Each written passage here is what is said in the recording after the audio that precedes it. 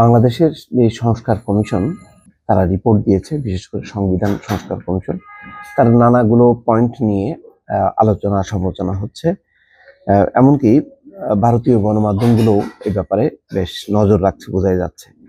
তারা একটি বিষয়ে সামনে এনেছে, সেটি হলো 21 বছর হলেই এমপি হওয়া যাবে বাংলাদেশে।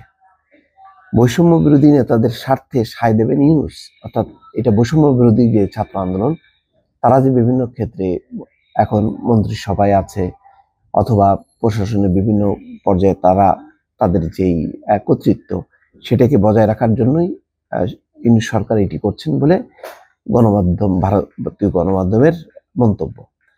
এখানে বলা হচ্ছে যে জাতীয় নির্বাচনে প্রতিদ্বন্দ্বিতার ন্যূনতম বয়স 25 বছর থেকে কমিয়ে 21 বছর করার সুপারিশ করল বাংলাদেশের সংবিধান সংস্কার কমিশন।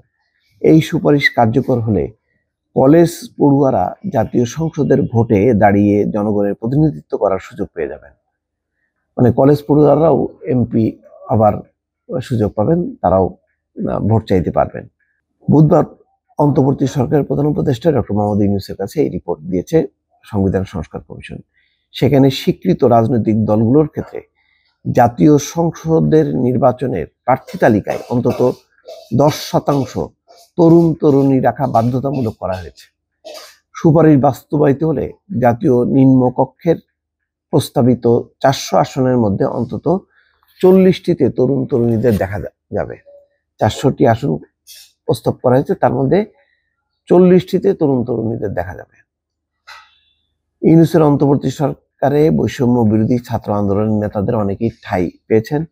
আগামী দিনে তাদের জাতীয় সংসদের ভোটে প্রতিদ্বন্দ্বিতার সুযোগ দিতেই এই সুপারিশ করা হচ্ছে বলে মনে করা হচ্ছে। এটা ঠিক, তরুণদের নেতৃত্ব প্রতিষ্ঠার জন্য, তরুণদের কর্তৃত্ব প্রতিষ্ঠা করার জন্য এবং তরুণ নেতৃত্বে বাংলাদেশ পরিচালিত হবে, এটা ইউনূস সরকার অনেক আগে থেকেই বলছেন এবং এই সরকারের কাজে কর্মে তার প্রতিফলনও করছেন। অন্তত 3 জন ছাত্র প্রতিনিধি আছে যারা উপদেষ্টা বা মন্ত্রীর পদমর্যাদা আছে।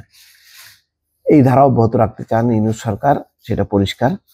তবে তাৎপর্যপূর্ণভাবে সংবিধান সংস্কার কমিশন রাজনৈতিক দলের লেজুর ছাত্র, যুব, মহিলা এমনকি শ্রমিক সংগঠনকে নিষিদ্ধ করার সুপারিশ করেছে। আর সেটা কার্যকর হলে শুধু আওয়ামী লীগ, ছাত্রলীগ নয়, বিএনপির জাতীয়তাবাদী ছাত্র দল এবং জামাতের ছাত্র শিবিরও সমস্যায় পড়বে। এটা হচ্ছে তাদের মতামত। হ্যাঁ, এটা ঠিক, মানে শুধু ছাত্র শিবির, জামাত না, শ্রমিক লীগ বা শ্রমিক দল, মহিলা দল বা মহিলা লীগ, তারাও সমস্যার মধ্যে পড়বে। অর্থাৎ একেবারে অঙ্গ সংগঠন করা যাবে না, এটাকে লেজুর সংগঠন বলা হচ্ছে। এটা নিয়ে অবশ্য যদিও এটা তো সুপারিশ করেছে, এই সব বিষয়ে যে বিএনপি বা অন্যান্য রাজনৈতিক দল একমত হবে না, কিন্তু দৃষ্টিভঙ্গিটা পরিষ্কার যে তরুণদেরকে একটা প্রায়োরিটি দেয়া, সামনে নিয়ে আসা, এইটা হচ্ছে ইউনূস সরকারের যে চিন্তা, সেটা সংবিধান সংস্কার কমিশনের চিন্তার মধ্য দিয়েও কিন্তু প্রতিফলিত হয়েছে। দর্শক ভালো থাকবেন, আল্লাহ হাফেজ।